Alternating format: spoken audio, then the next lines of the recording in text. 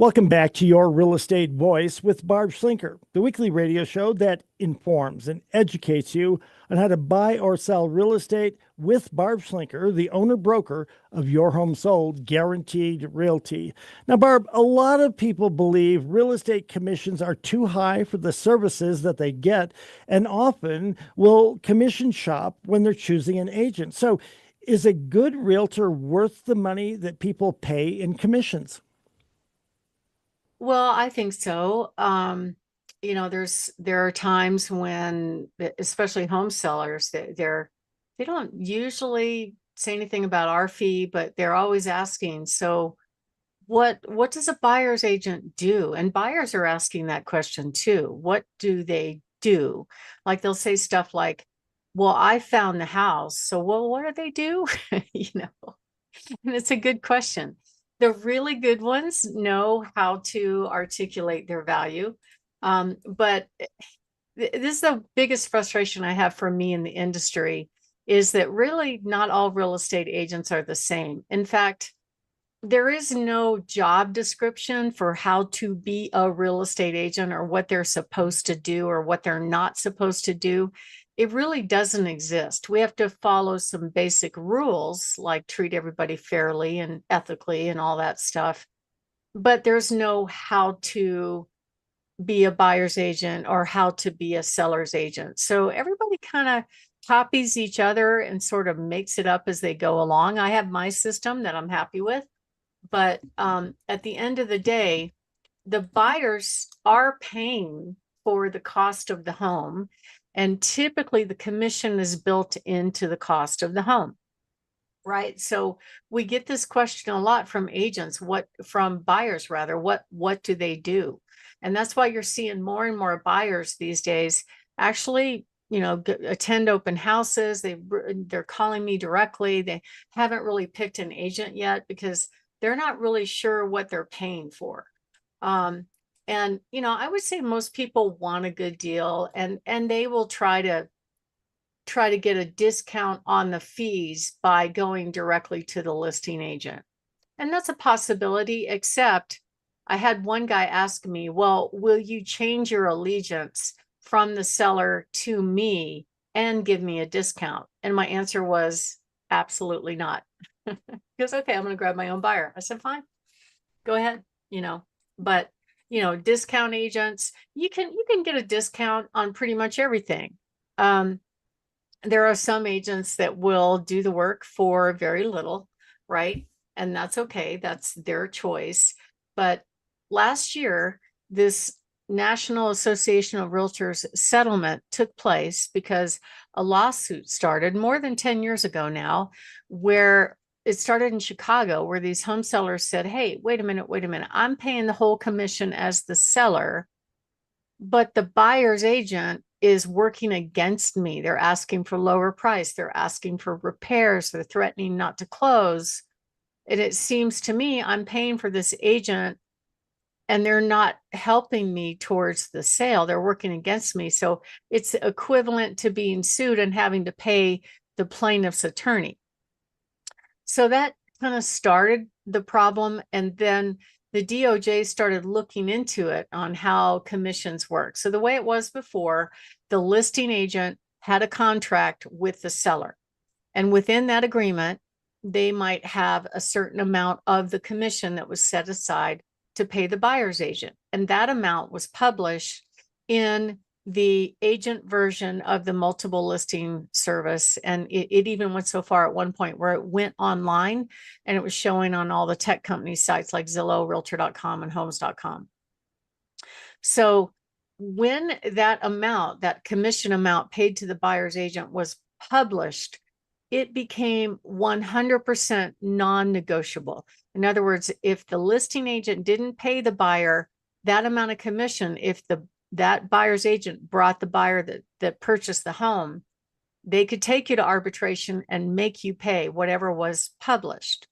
They also discovered that some of the brokerages had in their training documentation that they would tell their agents, if you don't offer at least so much commission, the agents won't even show your home.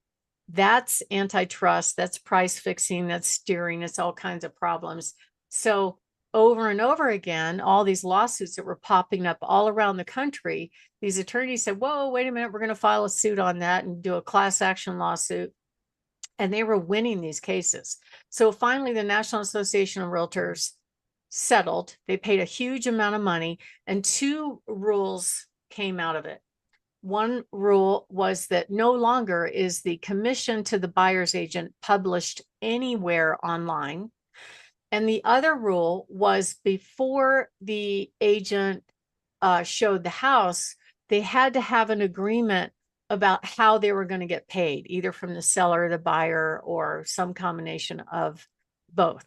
And what's interesting about that is it still doesn't require the agent to verify the buyer can buy the house, nor does it require the agent to ask the buyer what they're looking for, right? They just have to have this document in place in order to show a home. Now, the thing that's kind of interesting is that nobody polices that. I call it the agreement police. Nobody tracks it. Nobody asks for copies of it or anything like that. So technology has kind of taken over the industry. So the buyers now are making a decision as to whether or not they even want to go look at that home based on the online presentation. And who does the online presentation? That would be the listing agent combined with the seller's decisions about how they're going to price the home. So that gets the buyers wanting to come see the house. And then the buyers tend to connect with an agent through various tech company websites, or maybe they already know them. And then they show up at the door to look at the home. And at that point, the seller doesn't even know if that buyer is qualified to buy or that they're looking for a home like that. So it hasn't changed a whole lot.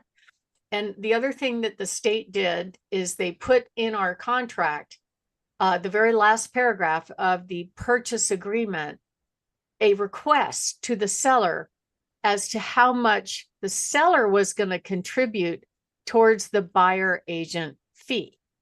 And that's become very negotiable. That's actually really fun for me now.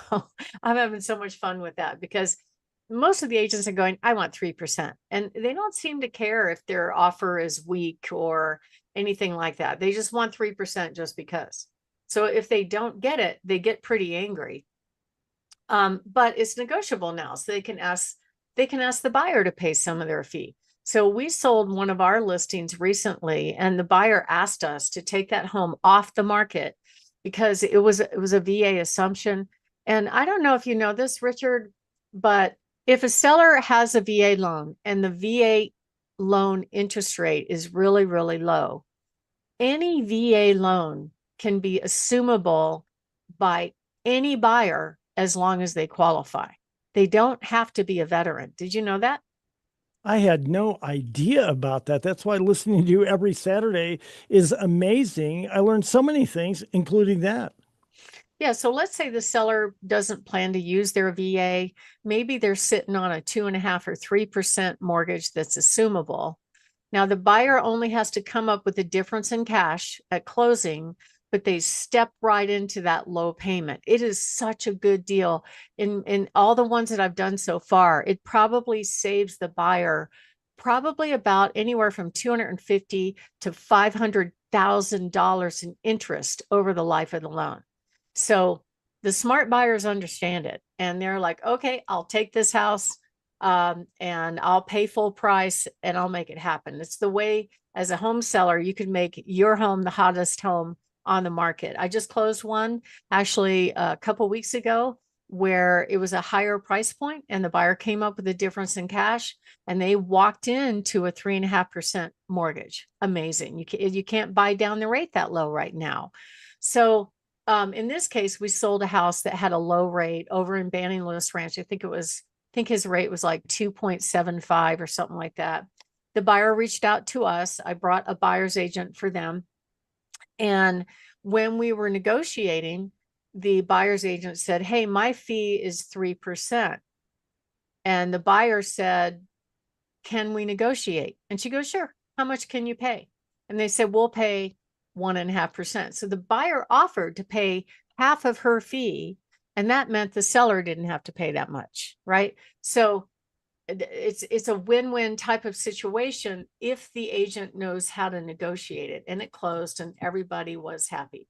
So if you are thinking of making a move, give us a call. We have all kinds of transactions going on all the time where we can help you in residential real estate at 719-301-3900. Richard? You're listening to Your Real Estate Voice with Barb Schlinker of Your Home Sold Guaranteed Realty, and you can reach her at 719-301-3900. We're talking, Barb, about a somewhat sensitive topic, real estate commissions, and are agents really worth it? Barb, what are some other things that a home seller should look for when choosing an agent to represent them on one of their largest assets? Well, in general, just in the Pikes Peak region, as an example, I think there's 6,300 agents. Half of those agents don't sell any homes in a year. The other 40% might sell 3, and it's really just the top 10% that are selling more than 3 homes a year. There's an 87% turnover in the industry. And if you look at the average commission, the pressure for the commission is going down. The listing agent range is anywhere from 2.5% to 4%. In Colorado, buyer's agent, about the same numbers, but it is negotiable now. And the sellers need to understand that and look at, okay, what can I get for my dollars, right? And so when it comes to an agent making an offer, if the agent says, I want 3%, and the seller might say, no, I'm only willing to pay 2.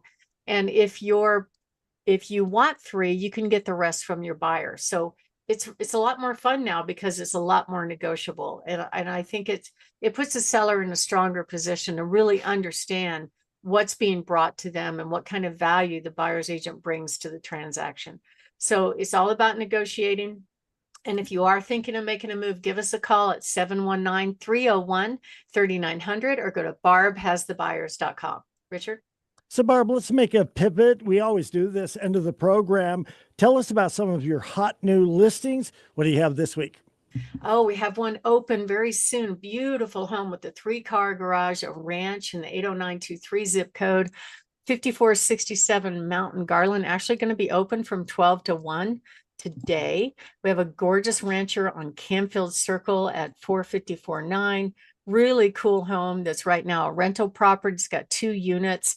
207 East Carr, an amazing home up in Woodland Park on almost an acre with stunning views at 3099. A really cool house on Tower Road at 499. This home, actually, the seller rented out the basement and was able to command about $15,000 a year in income.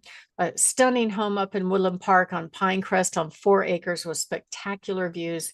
A beautiful patio home in Pine Creek and Briargate on Spanish Oak Terrace in the mid-7s. And we have a gorgeous home in the trees next to Fox Run Park on Stella Drive, priced at $549. And we have a beautiful home right behind NORAD, or right next to NORAD on Broadmoor Bluffs at $684. Amazing home up in Monument on True Vista Circle in the low 7s. And a really cool property next to the Broadmoor on Leeming Road, priced at $950. And just a absolutely gorgeous, I have a house envy with this home, 16145 Open Sky Way in prestigious High Forest Ranch at 2.19 million. And we've got plenty more coming next week. So to find out about all of our coming soon homes, go to barbhasthebuyers.com or call us at 719-301-3900. Richard? That'll do it for this week. Barb, always great talking with you. Have a great weekend. Look forward to talking with you next week. Thank you. Have a great weekend as well.